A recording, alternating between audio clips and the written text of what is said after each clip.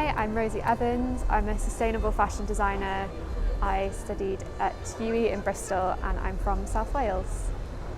So this collection is called The Dollhouse is on Fire, and it's basically about the ideas around childhood and the kind of inner child. So I was reading a lot about the sort of phenomenon on the internet of people like treating their inner child or healing their inner child, and I found it a lot of the conversations around it just were very insular and not about helping children or really like community-wise. A lot of it was how I heal my inner child or how you should heal your inner child, and I think I wanted to look a bit more at connection and like how we can help children in the future.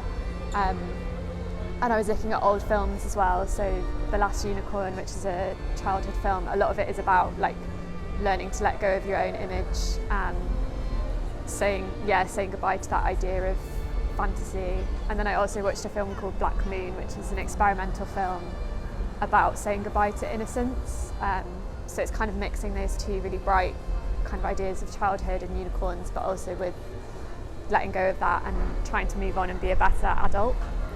I was looking at kind of films like The Last Unicorn and Black Moon, and also works around like poems and works around childhood. And I lost my grandfather recently, and he was a very kind person, and his kindness came from actions rather than sort of being kind meant doing things for people, and I think that was what really drove me to make something that felt more community based.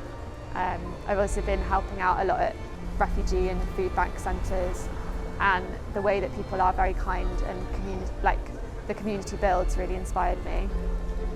For a book, I think it's The Tempest by William Shakespeare. I know it's actually a play, but I always go back to that play just for like inspiration. I think it's such an imaginative tale. It really shows what people can think up just out of their head. I think it's amazing, and it's so beautifully written. For a film, I love the film Counting by Numbers by Peter Greenaway. He's a Welsh director.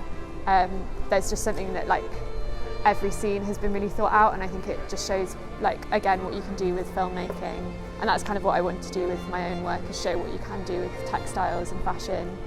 And then for an artist, I just love, at the moment I really love Florence and the Machine. I just cry all the time to her music, and I think she just gets like life in a way a lot of people don't, and I just think she's amazing.